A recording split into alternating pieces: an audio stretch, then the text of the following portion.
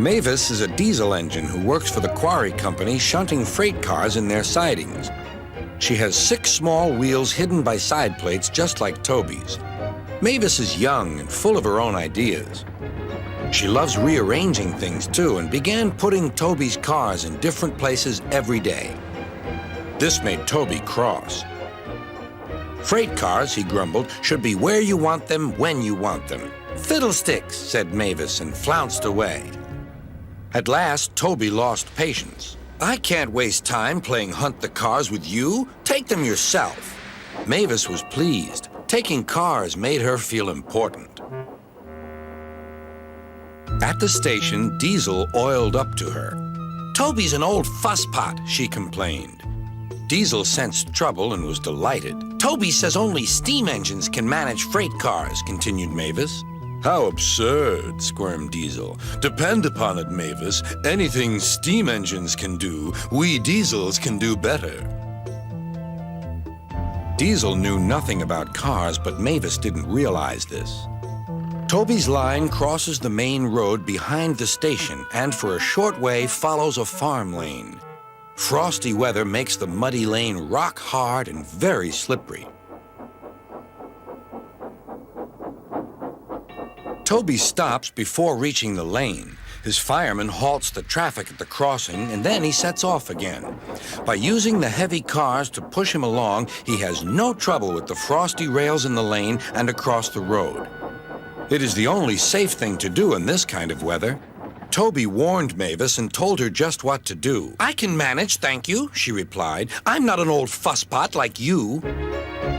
The freight cars were tired of being pushed around by Mavis. It's slippery, they whispered. Let's push her around instead. On, they yelled. Mavis took no notice. Instead, she brought the cars carefully down the lane and stopped at the level crossing. All traffic halted. One in the headlamp for fusspot Toby, chortled Mavis. But Mavis had stopped in the wrong place. Instead of taking Toby's advice, she had given the cars the chance they wanted. Hold back, they cried. Grrr up, ordered Mavis. The cars just laughed and her wheels spun helplessly. Workmen sanded the rails and tried to dig away the frozen mud, but it was no good. Everyone was impatient. Grrr, wailed Mavis. Toby was in the yard when he heard the news. I warned her, he fumed. She's young yet, soothed his driver, and she can manage her cars herself, interrupted Toby. They're your cars, really, his driver replied. Mavis is supposed to stay at the quarry. If Sir Topham Hatt finds out... Yes, said Toby thoughtfully. He and his driver agreed that it would be best to help Mavis after all. An angry farmer was telling Mavis just what she could do with her train. Having trouble, Mavis? Chortled Toby. I am surprised. Grosh, said Mavis.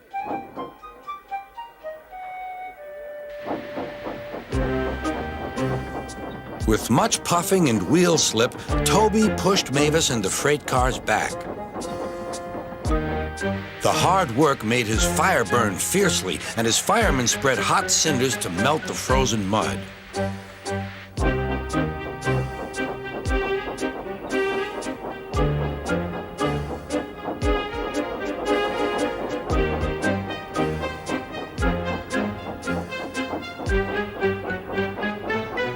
At last, they finished. Goodbye, called Toby. You'll manage now, I expect. Mavis didn't answer. She took the cars to the sheds and scuttled home to the quarry as quickly as she could.